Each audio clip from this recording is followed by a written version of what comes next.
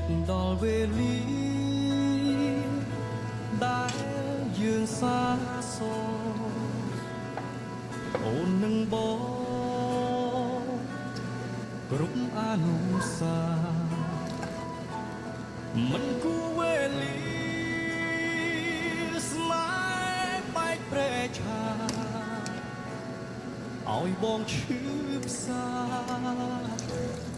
ពេលដែលអូនទៅចង់សួរទៅមេឃស្រីប្រាប់ដល់ភពផែនដី